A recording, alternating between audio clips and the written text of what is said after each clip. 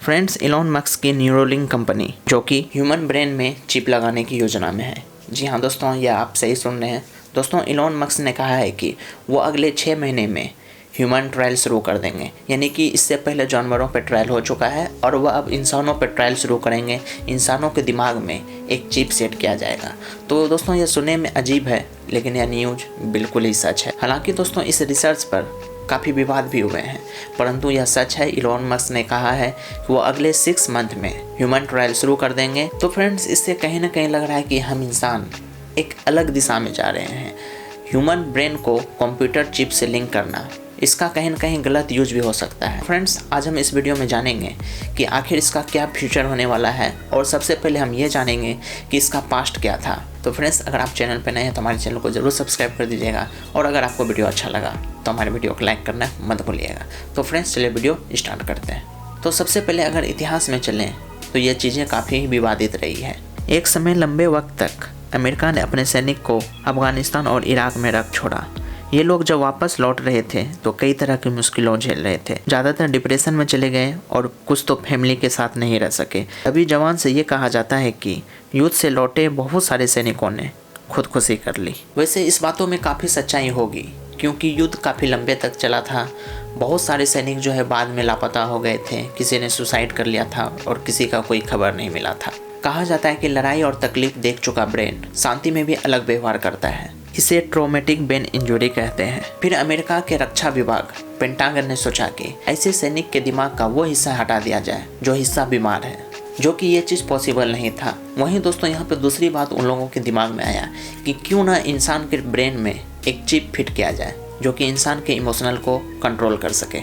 ठीक उसी दौरान इंसान के ब्रेन में चिप लगाने की बातें सामने आई। अमेरिका की बेहद तेज तर्रार काम करने वाली डिफेंस कंपनी DARPA ने इसका जिम्मा लिया और उसने एक प्रोजेक्ट को लॉन्च किया जिसका नाम रिपेयर रखा गया। और स्टार्टिंग में यह प्रोजेक्ट को सीक्रेट रखा गया, यानी कि ये प्रोजेक्ट तो है किसी को रिवील नहीं किया गया।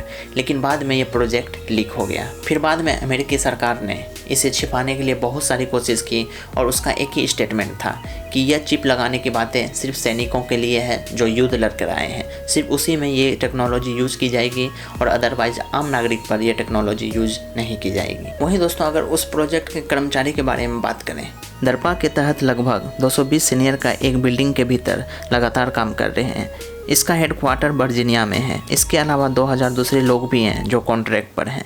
ये लैब में काम करने वाले जूनियर साइंटिस्ट या यूनिवर्सिटी के प्रोफेसर हैं। इसकी दूसरी शाखाएं भी हैं जो अलग अलग तरह से सेक्रेटरी काम करते हैं। वहीं दोस्तों, साल 2015 में साइंस लेखिका एनी जैकबसन एक किताब लिखी थी और उस किताब का नाम द पेंटागन ब्रेन रखा गया था। उस किताब में ये लिखा गया था कि किस तरह लोग आर्मी को ज़ॉम्बी बना रहे हैं। एनी को इस बात का डर सताती थी कि सैनिकों का इलाज इससे पूरी तरह बिल्कुल भी नहीं होगा, बल्कि उसे एक मशीन में बदल दिया जाएगा जिसके पास ना कोई फीलिंग्स होगी और ना ही कोई इमोशंस बचेगा। वहीं दोस्तों, अगर कहा जाए कि यह चिप किस तरह से काम करेगी तो चलिए देखते हैं। ब्रेन इंटरफेस को ब्रेन कंप्यूटर इंटरफेस भी कहते हैं। ये एक तरह का ब्रेन और कंप्यूटर की मर्जिंग है, जैसे 2 कंपनियों की होती है, जिसके तहत दिमाग के न्यूरॉन्स और कंप्यूटर चिप आपस में बात कर पाते हैं, यानी कि निर्देश का लेन देन हो सकता है। इसकी शुरुआत 10 साल पहले से ही हो गई थी, जिसके बाद पेंटागन ने इसे आगे बढ़ाया। लेकिन अब इलॉन मस्क जो है वो काफ़ी आगे बढ़ चुके हैं।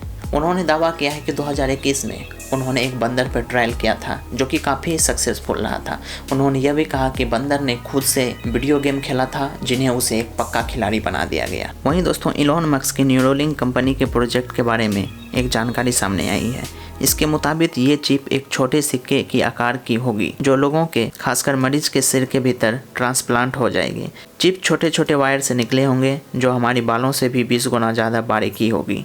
इसमें 1000 से ज़्यादा इलेक्ट्रोड्स लगे होंगे जो ब्रेन की हरकतों को भी देख पाएंगे। तो फ्रेंड्स, आपको क्या लगता है कि इंसान चिप बनाकर विनाश की तरफ बढ़ रही है? ब्रेन चिप तकनीक के कई फायदे के बीच डर भी लगातार सामने आ रहे हैं, खासकर जब इस क्षेत्र में प्राइवेट कंपनियां और यहाँ तक कि स्टार्टअप भी आ गए हैं। डर ये है कि इससे इंसान की याददाश्त का कोई खास हिस्सा डिलीट करके उसे अपने फ़ायदे के लिए इस्तेमाल किया जा सकता है। हालांकि इसका दूसरा पक्ष भी है, जैसे कि किसी इंसान की अगर याददाश्त चली जाए तो चिप की मदद से मेमोरी फंक्शन को दोबारा जीवित किया जा सकता है। फिलहाल इस चीज़ पर कंपनियां जो हैं सिर्फ फ़ायदे ही फ़ायदे बता रहे हैं, कोई भी कंपनियां जो है इसके नुकसान नहीं बता रहे हैं। लेकिन दोस्तों आप सोच सकते हैं कि इसके काफ़ी सारे नुकसान हो सकते हैं, ह्यूमन को कंट्रोल किया जा सकता है। तो उम्मीद करते हैं दोस्तों कि आपको सारी बातें समझ में आई होगी। तो अपना ओपिनियन दोस्तों कमेंट्स बॉक्स में ज़रूर दीजिएगा कि आपको क्या लगता है कि ये चीज़ सही है या फिर गलत है। तो चलिए फ्रेंड्स, आज की वीडियो यहीं पर ख़त्म करते हैं।